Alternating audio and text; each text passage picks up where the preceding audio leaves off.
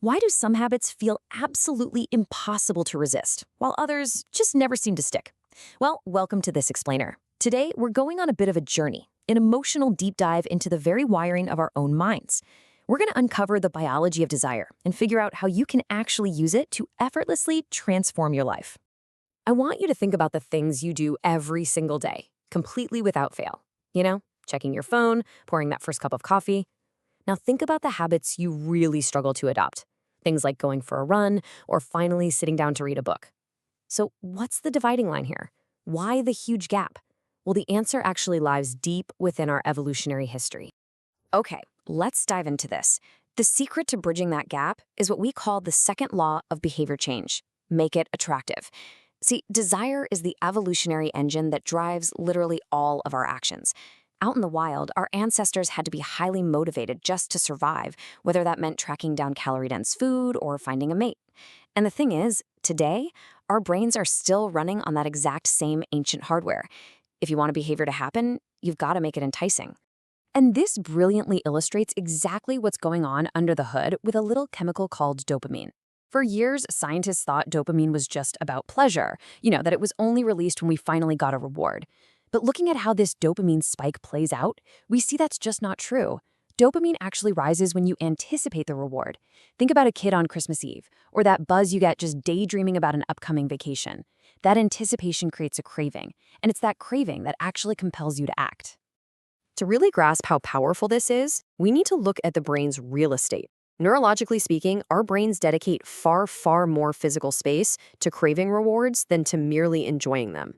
The wanting centers in the brain, like the brainstem and the amygdala, are absolutely massive. Meanwhile, the liking centers, they're much smaller, basically distributed like tiny little hedonic islands. Evolutionarily, it makes total sense. Wanting drives us to act, to survive, to keep moving forward. Liking just tells us, hey, you did a good job. So anticipation really is the ultimate driver of human behavior. So the crucial takeaway here is simple. What you enjoy, you repeat. If we know that anticipation and desire are what drive action, how do we practically apply this biology to the habits we actually want to build? Like, how on earth do we make eating a salad or doing our taxes feel rewarding? Well, we do this by engineering a heightened version of reality. We use this amazing strategy called temptation bundling, which is basically the art of pairing something you need to do with something you inherently want to do. Let's break down how this works as a practical, everyday formula. Say you really want to scroll through social media, but you know you need to exercise. You just tell yourself, okay, after I pull out my phone, I will do 10 burpees. And only after I do those 10 burpees will I get to check my feed. It sounds simple, but over time, your brain actually starts anticipating the reward of social media while you're doing the burpees. You are quite literally hacking your dopamine to make doing the hard thing attractive. But our biology is only half the story here, because we don't exist in a vacuum. We have this deep, deep evolutionary desire to belong to a community. Think about it.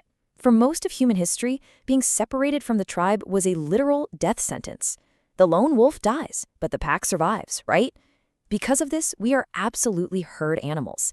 We naturally just soak up the qualities and practices of the people around us. The people and the stories in our lives profoundly shape our behavior. And honestly, we usually don't even realize it's happening. We're basically wired to imitate 3 specific groups of people.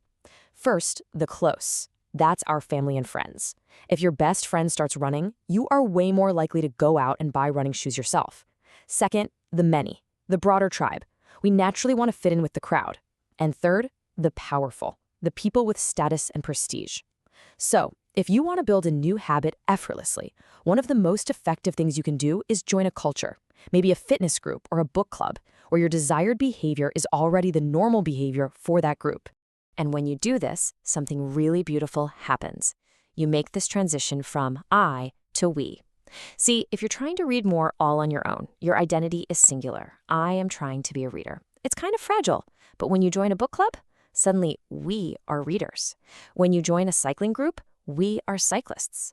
That shared identity starts to reinforce your personal identity. It's the friendships and that incredible sense of community that permanently embed the new habit into your life. It turns it into something you actually look forward to rather than just another chore. So, we've hacked our external environment by leveraging our tribe, but what about our internal environment? To truly make hard habits irresistible, we have to undergo a profound internal shift. We have to essentially reprogram our brains to actually enjoy the things that feel difficult. Now, this isn't about some kind of toxic positivity, not at all. It's about changing the underlying narrative and the associations we make in our heads every single day. Now, what's really interesting about this slide is how the absolute smallest linguistic tweak can completely transform your reality. Think about how often you say, I have to wake up early, or I have to cook. You're instantly framing these actions as burdens. Now, let's change just one word. I get to wake up early. I get to cook. Just like that, these aren't draining tasks anymore. They are incredible opportunities. Both versions of reality are true, but the one you choose to speak out loud is the one that's going to dictate how your brain feels about that habit. Reframing the narrative like this is such a lightweight but incredibly powerful way to condition your brain. Instead of seeing exercise as a draining task, frame it as building endurance and vitality. Throw on your favorite music while you're exercising so you associate the workout with a genuinely positive vibe. When you're saving money, don't view it as a sacrifice. View it as increasing your future freedom. Even those pregame jitters before a big presentation, that racing heart isn't fear. It's just your body giving you an adrenaline rush to help you focus.